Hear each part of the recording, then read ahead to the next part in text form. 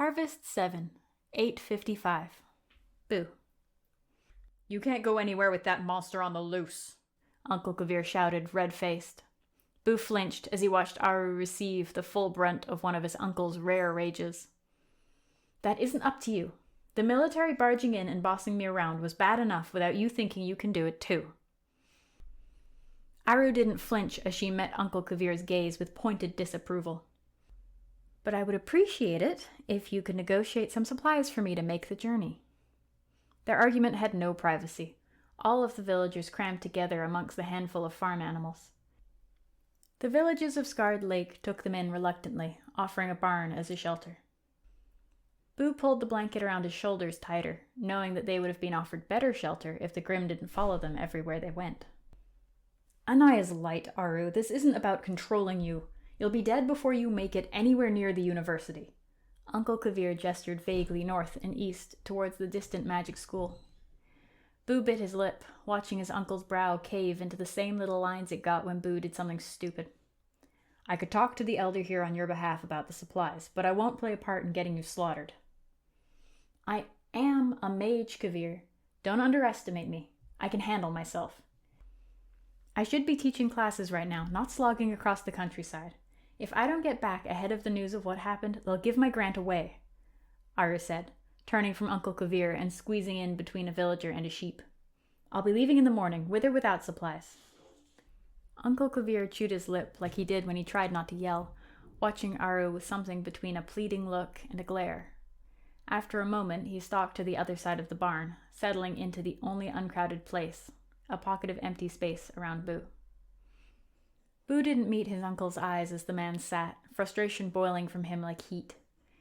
Instead, he watched Aru burrow closer to her ovine neighbor, striking up a conversation with the villager on her other side. They laughed at a quiet comment from the woman behind them, and the sound sliced into the somber quiet that had wrapped itself around their march for the last few days. Not a doctor, then. A magic teacher. Someone who knows everything there is to know about sorcery, who knew the name of the monster stalking them. Someone that could help. Boo felt his lip quake with the thought and sucked in a steadying breath to keep from crying.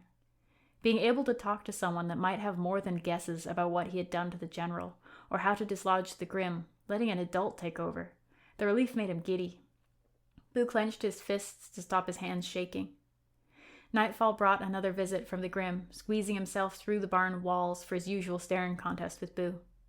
The villagers didn't scatter, the routine of it and the cold outside the barn keeping them frozen in place. Once the Grimm had growled at him and left, Boo turned to his uncle. "I can go with Aru," he offered, just above a whisper. "What?" His uncle's brows shot up, eyes wide and mouth quirked in an unsure smile. "You're joking, right?" Boo shrugged. "It would draw the Grimm away from you and the others, and he probably wouldn't attack Aru if I'm with her. Besides, maybe someone at the school could help get rid of it." The surprise on his uncle's face melted into disbelief, his mouth hanging open slightly. He snapped it shut with a clack and answered, "Absolutely not. You did well to travel this far, but you're still not healthy. And as long as that thing is hanging around, I'm not letting you out of my sight. I made a promise to your parents that I would protect me, I know." Boo cut off his uncle, his own exhaustion and frustration bubbling up. "But who's going to protect everyone else from me? The Grimm is following me. It's picking off anyone that it can, and how many deaths do you think it will take for every village around the Three Lakes to turn their backs on us? It's not far to the university. I'll be with an adult," he gestured to Aru, "and she's a doctor, so she'll be able to help if I do get sick. You know the others are going to need you right now. Let me do this for you. And for everyone. Let me be useful, just one time." Boo resisted the urge to soften his words. His uncle's greatest wish, as far as Boo could tell, was for Boo's good health. But his second greatest wish was for Boo to be useful, to have a nephew who could pull his own weight and helped around the house and the village. He didn't want a liability that got sick every time he lifted a finger. For once, Boo hoped that dream would play to his advantage. His uncle sat back, inhaling sharply as he considered Boo. He shook his head, but his eyes shone wetly. Boo bided his time, trying to look robust as he waited for his uncle to speak. After a time, Uncle Kavir made his decision. "You did well to make it here, but I don't like the idea of you going where I can't keep an eye on you." He took in a big breath, his frown mirroring Boo's. "But you're not wrong about this monster and what it might mean for everyone else. I will pray for your parents' forgiveness tonight, and tomorrow, if you're still healthy, you can go with Aru."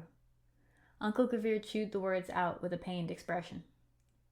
Boo knew that his uncle would spend the night trying to find a loophole, making excuses about why he should come too or why Boo couldn't go. But Boo also knew that his uncle felt as much duty to the village as he did to his own nephew. Boo's proposal would keep as many people safe as possible. But as he and his uncle watched each other, he couldn't help but wonder if his uncle's acquiescence came from the need he saw in Boo's face, rather than the sense of his argument.